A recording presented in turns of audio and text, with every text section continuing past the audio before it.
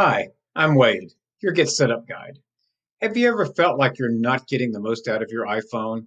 Sure, you can make calls and send a text, but you see other people doing all sorts of things with their phone, and you have no earthly idea how they're doing it. In this class, we'll explore many of the iPhone features that you may not be using. Things like using dictation to enter text instead of typing it on that tiny little keyboard, adding a third person to a call, or even changing a call from audio to FaceTime during a call.